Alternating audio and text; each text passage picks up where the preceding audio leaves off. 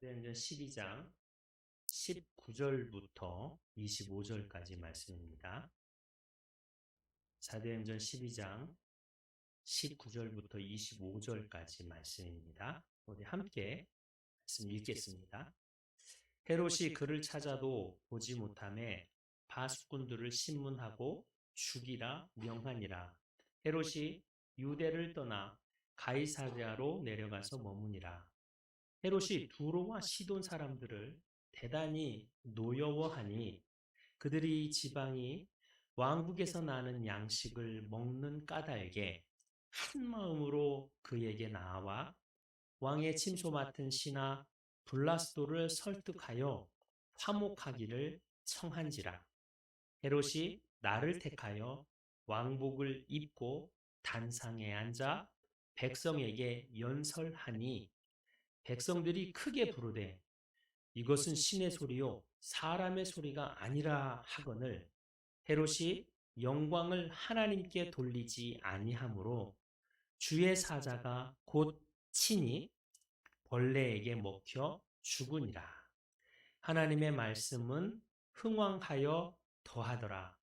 바나바와 사울이 부조하는 일을 마치고 마가라 하는 요한을 데리고 예루살렘에서 돌아오니라. 아멘. 네, 우리 영상으로 오늘 말씀을 한 번 더 읽으시겠습니다. 헤롯이 그를 찾아도 보지 못하매 파수꾼들을 신문하고 죽이라 명하니라. 헤롯이 유대를 떠나 가이사랴로 내려가서 머무니라.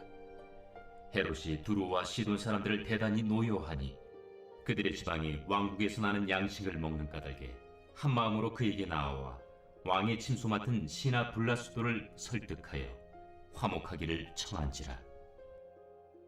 헤롯이 나를 택하여 왕복을 입고 단상에 앉아 백성에게 연설하니 백성들이 크게 부르되 이것은 신의 소리요 사람의 소리가 아니라. 헤롯이 영광을 하나님께로 돌리지 아니하므로 주의 사자가 곧 친히 벌레에게 먹혀 죽으니라. 하나님의 말씀은 흥왕하여 더하더라. 바나바와 사울이 부조하는 일을 마치고 마가라 하는 요한을 데리고 예루살렘에서 돌아오니라.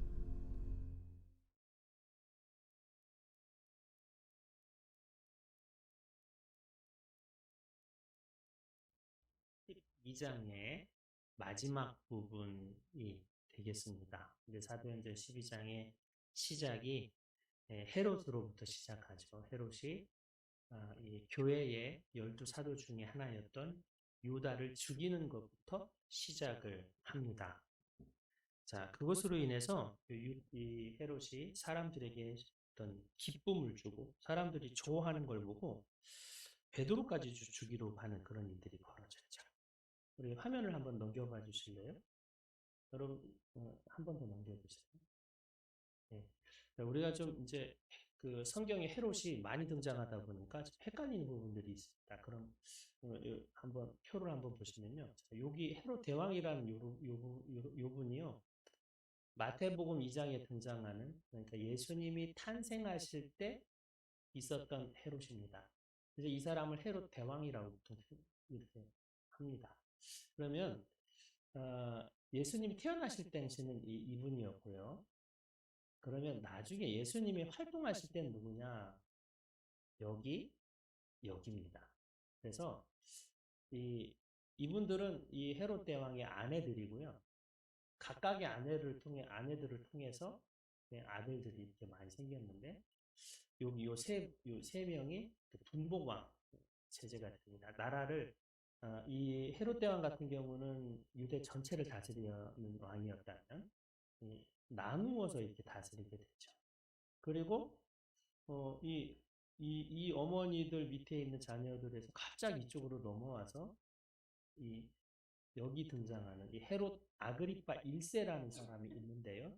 이 사람이 오늘 등장하는 사람입니다. 그러니까 이 손자가 되는 거죠. 예수님 태어날 때의 헤롯과 오늘 사도행전 12장에 등장하는 이 헤롯 아그리파는 이 손자뻘이 되는 거로 이해를 하시면 되겠습니다. 예. 조금 이해가 되셨죠? 예. 다시 이제 화면 넘겨주시면 되겠습니다. 자, 그래서요, 이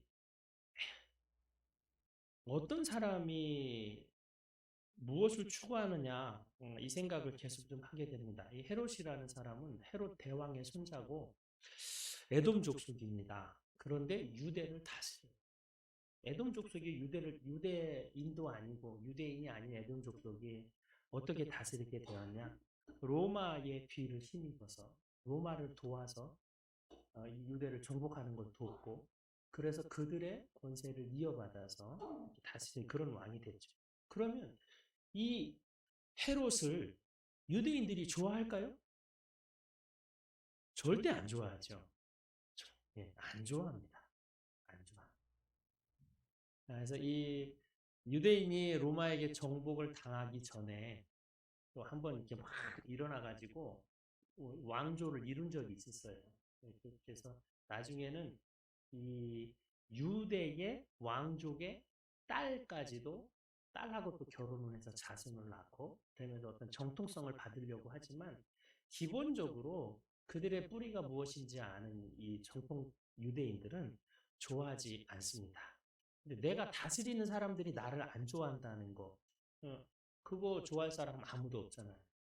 그러니까 그들의 신임을 얻고자, 그들에게 인정을 받고자 하는 것들이 그런 마음들이 헤롯 왕가에는 계속 있는 겁니다. 그런데 그가 칼을 들어서 교회를 핍박을 한 거예요. 너무 좋아하는 거야. 유대인들이.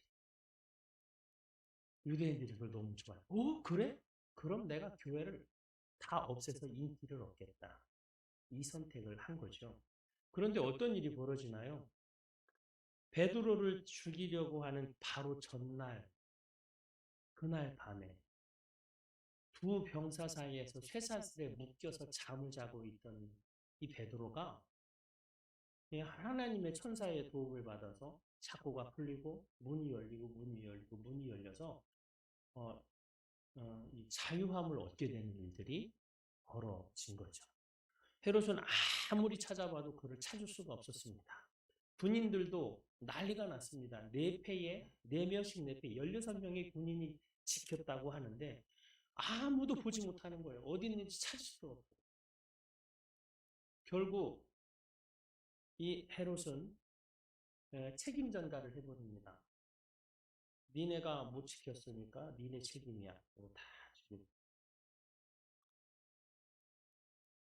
군인들은 다 죽게 되고 헤롯은 어디로 가느냐? 가이사랴로 내려갑니다. 가이사랴는 해변가에 있는 새롭게 만들어진 도시죠.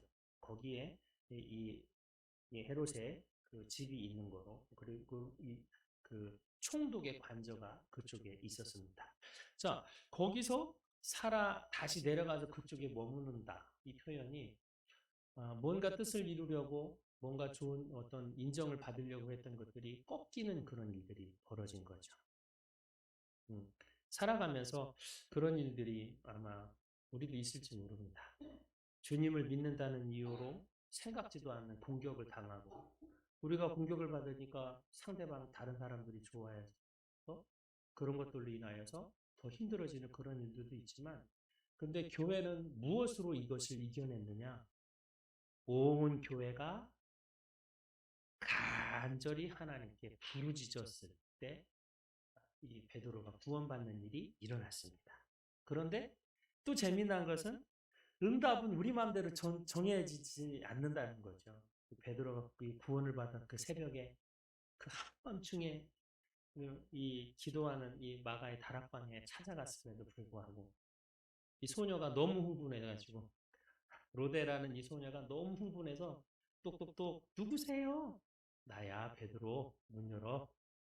그런데 너무 좋아서 문을 안 열고 와서 베드로가 문 앞에 있어요. 베드로 사도님이 오셨어요. 이렇게 야 네가 미쳤구나.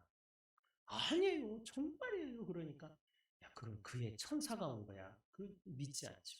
끝까지 두드렸을 때 열고 나서 놀래는 그런 성도들의 모습도 봅니다. 그래서 하나님의 응답, 또 나는 기도하지만 하나님 응답은 어떻게 될지 몰라요. 그럼 그렇다고 기도를 멈추면 되나요? 아니죠. 해야죠. 고난당한 사람을 위해서, 고난당한 형제를 위해서 마음을 다해서 기도할 때 이런 하나님의 역사함이 일어나게 되어지는 줄 믿습니다. 자, 그런데 이 헤롯은 어떤 이 하나님하고 상관없이 사는 사람이죠. 하나님을 믿는 유대인들을 다스리지만, 그러나 하나님하고 상관없이 사는 사람이 이 헤롯인데, 오늘 20절에 들어가 보니까 이 사람이 이 두로와 시돈 사람들을 굉장히 노여워했다라고 기록이 되어져 있습니다. 예, 근데 오늘 성경에서는 이유는 안 나와요.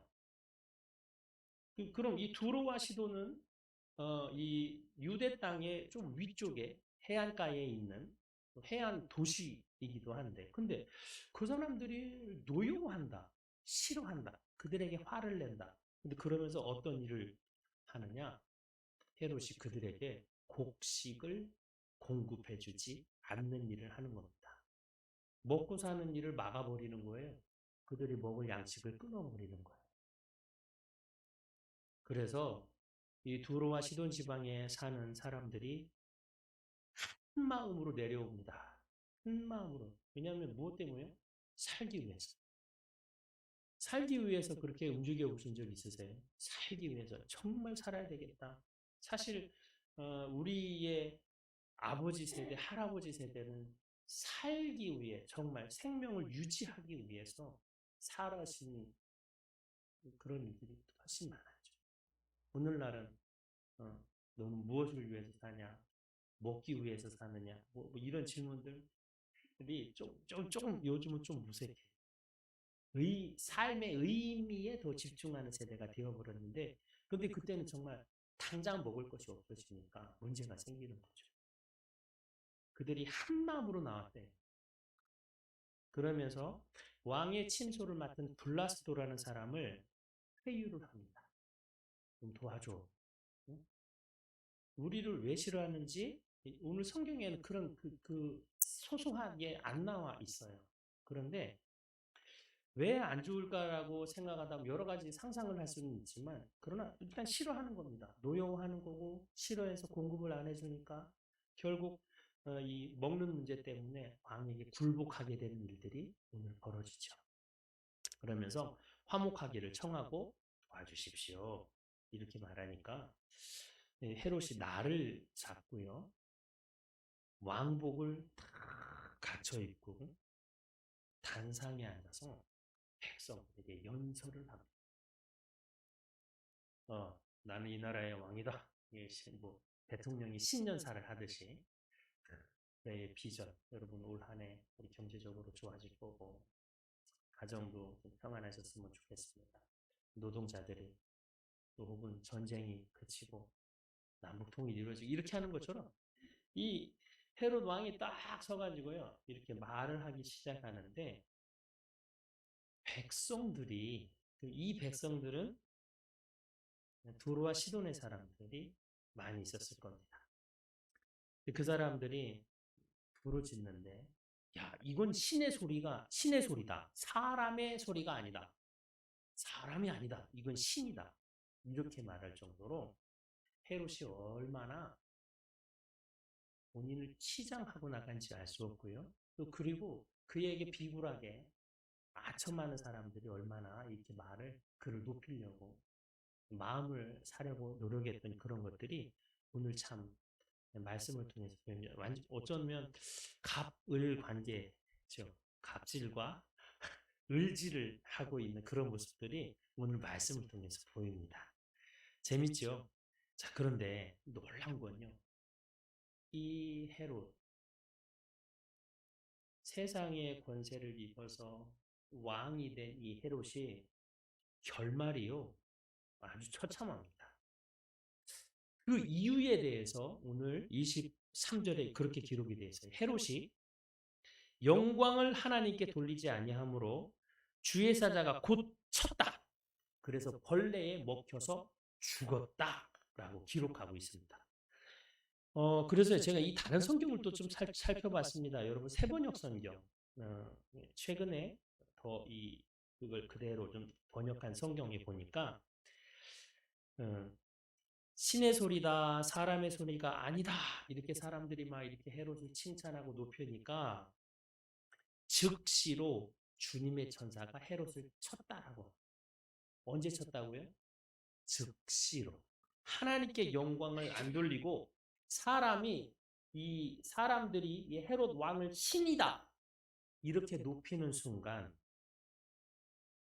헤롯이 하나님의 천사가 쳐버려서 벌레에 먹혀서 죽었다라고 말씀하고 있다는 거죠. 근데 그것이 언제라고요? 즉시로.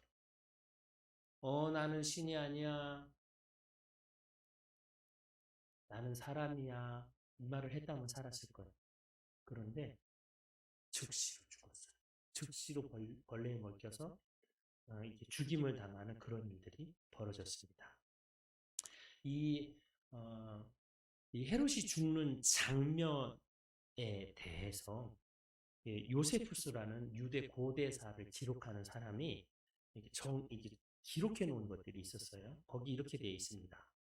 그 축제의 두 번째 날에 아그리빠 왕은 이 아그리빠는 이 헤롯을 말합니다. 헤롯 아그리빠 이렇게 말하죠. 자, 아그리빠 왕은 순은으로 짠 참으로 멋진 의복을 입고 새벽에 원형 극장으로 들어갔다. 순은이래요. 멋지게 입었대. 그런데 태양의 광선이 찬란하게 비치자 그 옷은 신비한 빛을 발하기 시작했고 그 반짝임을 본 사람들은 기묘한 두려움과 경이를 느꼈다. 아첨꾼들은 아그리빠 왕을 신이라고 부르면서 사방에서 목소리를 높였다.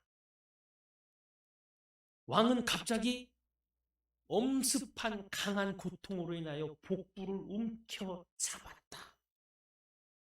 왕은 54세, 주기한 지 7년이 되는 때에 세상을 떠났다.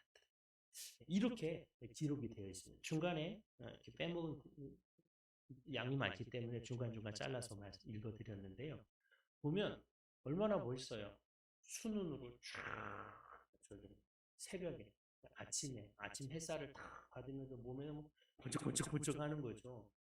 겉으로 보기에 번쩍번쩍하니까 뭐 와, 와, 예. 그걸 보면서는 아청꾼들이 신이다, 신이다, 신이다 이럴 때 그렇지. 나는 신과 같은 존재지. 그렇게 생각을 하고 나는 신이 아니다. 이 말을 하나 안 한 것 때문에 하나님이 즉시로 보니까 갑자기 엄습한 강한 고통으로 인하여 복부를 움켜잡았다라고 이렇게 아주 자세히 기록되어 있어요. 그래서 죽게 되는 그런 것이죠. 이 하나님은 하나님의 자리를 차지하는 것을 굉장히 싫어하는 걸 말씀을 통해서 좀 보여주고요. 그런데 저는 이 이야기를 살펴보면서 자꾸 그런 생각이 좀 들었어요. 이, 이 헤롯이 하나님을 믿었나? 사람들이 헤롯을 신이라고 이렇게 아첨할 때 과연 헤롯은 아니야, 난 하나님이 아니야 이럴 겸손함이 있었겠나? 전혀 기대가 안 되는 거예요. 그렇지, 내가 대단한 사람이지. 그래, 나는 신과 같은 존재. 여러분, 이 이탈리아 로마가 세상을 지배하는 때에 이 로마의 황제는 항상 자기를 신의 대리자라고 표현을 했습니다. 제사장이라고 표현을 했어요. 왜냐하면 정치적인 힘으로는 이 존경과 이게 안 되는 거예요.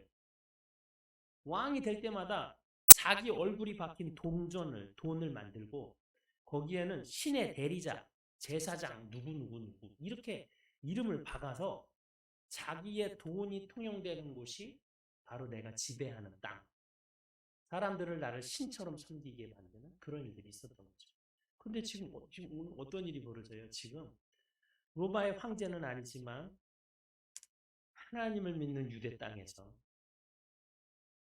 갑자기 사람이 신이 되는 일이 벌어지는데 하나님이 그걸 못 보시는.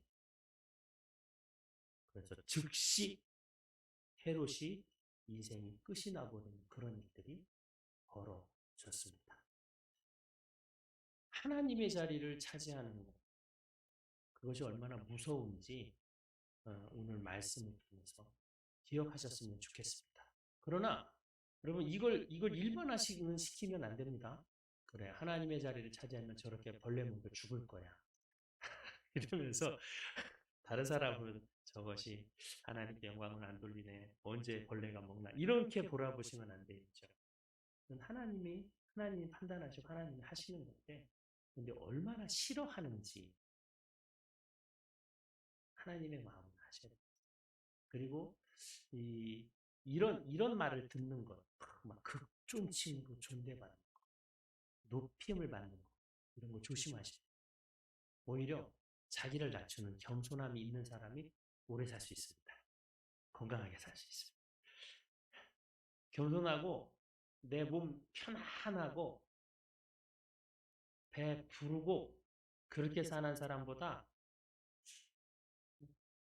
배부르고 몸 편히 지내는 그렇게 사는 사람보다 조금 배고프고요, 몸 쓰고 조금 삶이 고달프다라고 하는 사람이 더 건강하게 오래 산답니다. 그런 동영상을 사모님이 저에게 보내주셔가지고 저도 읽었습니다. 근데 이게 하나님을 믿는 사람인지 안 믿는 사람인지도 모르겠는데 그 노화, 이 사람들의 노화를 연구하는 의사예요.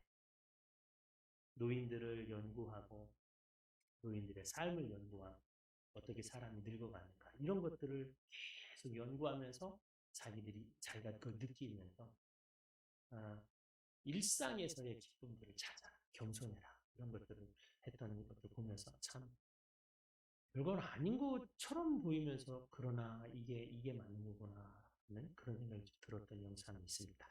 자, 그리고 이제 화면이 바뀝니다. 화면이 바뀌면서 오늘 말씀에 보니까 이 24절, 25절은 또 다르게 나와요. 하나님의 말씀은 흥왕하여 더하느라.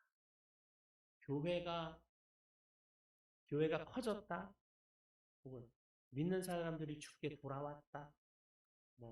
이런 표현이 아니고요. 오늘은 24절에는 하나님의 말씀이 흥왕하여 더해졌다.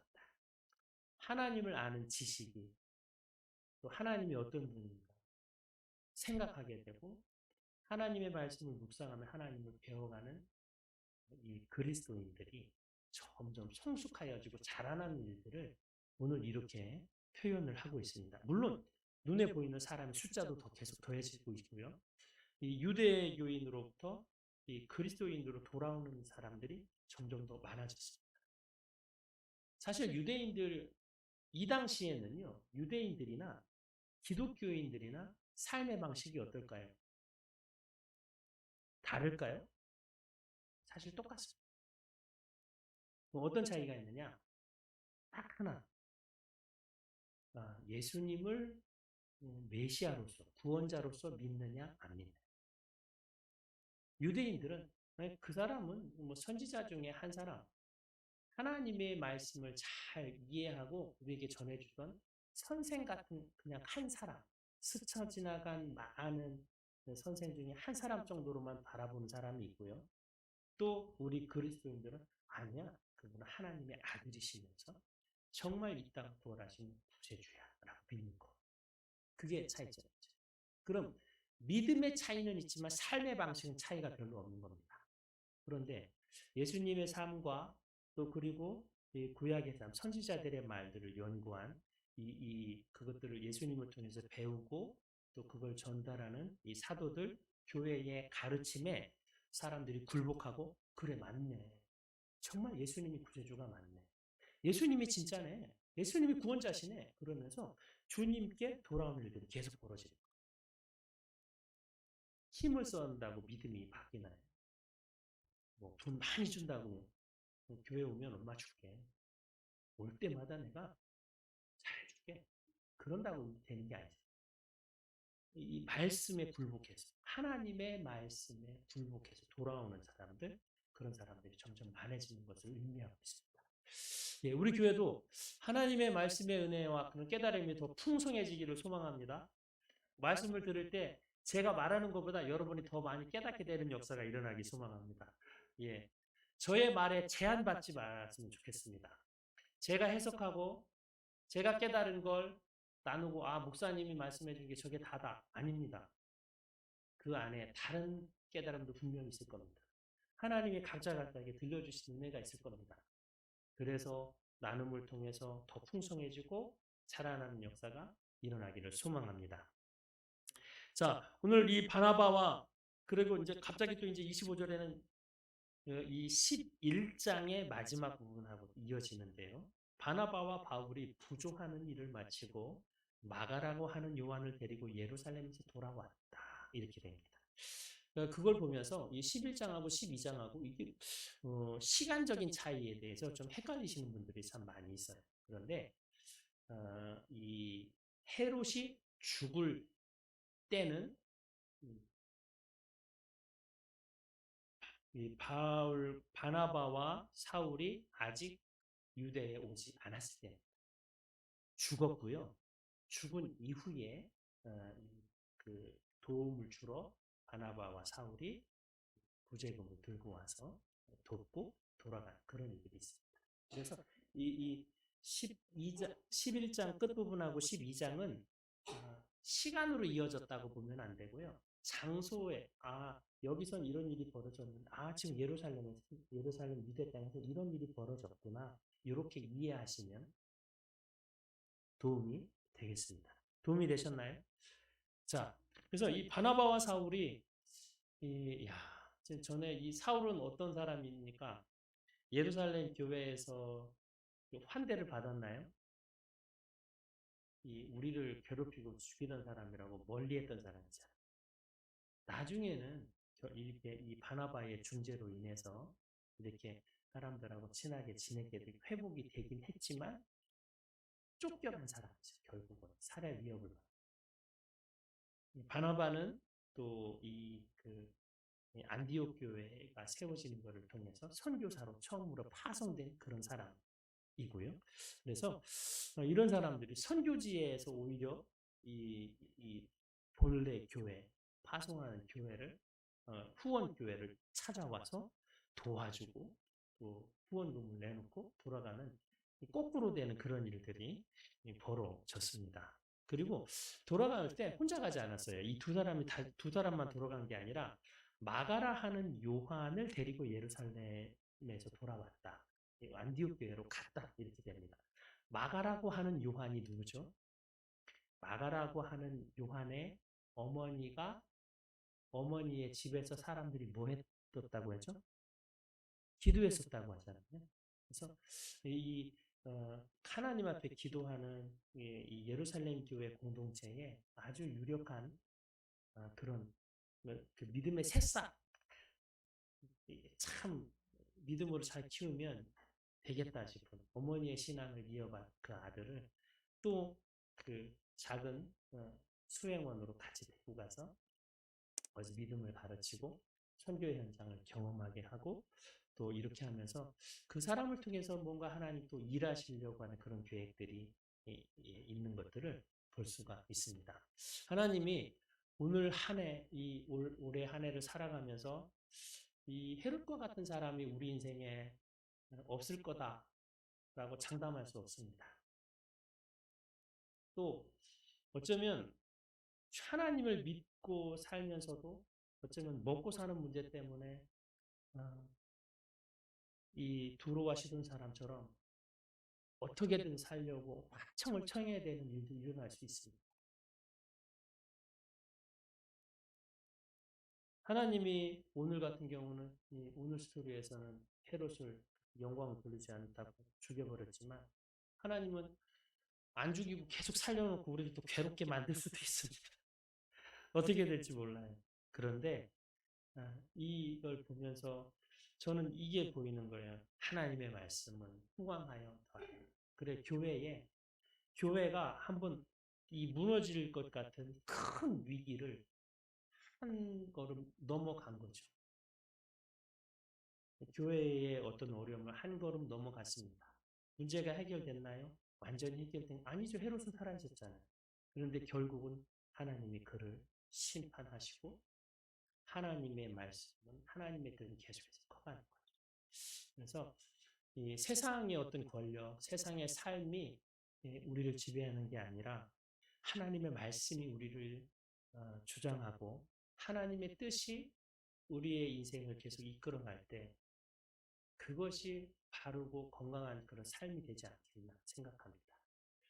우리가 이 동행교회라는 이름을 지으면서 또 저희 아내랑 같이 교제하면서 처음에 무슨 교회 할까? 여기가 금곡동에 있잖아요.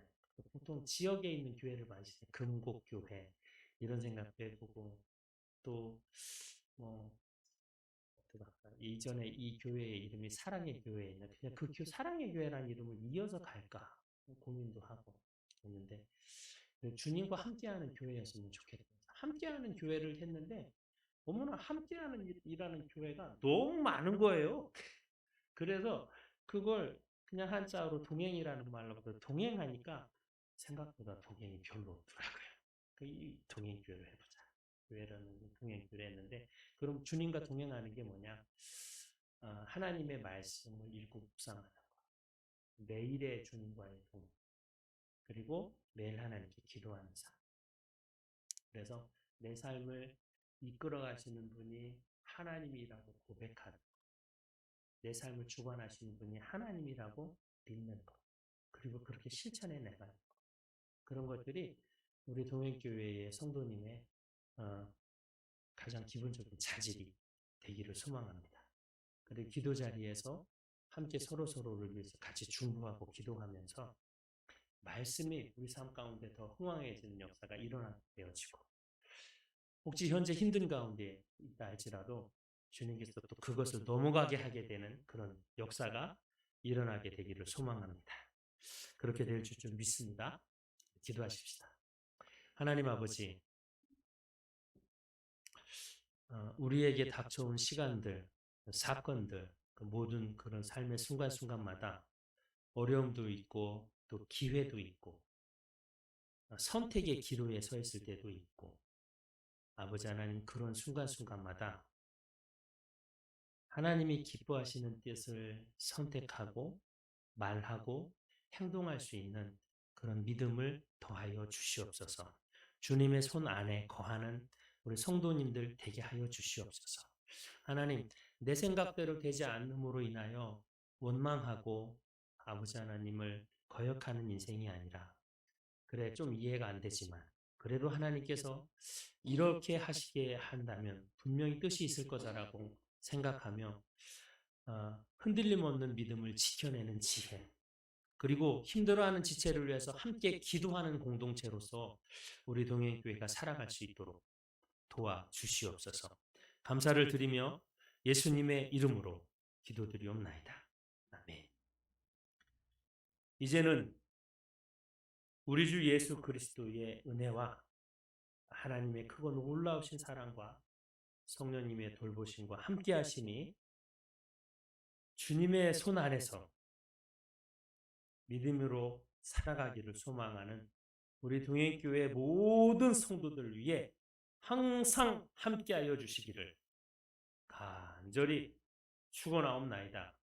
아멘.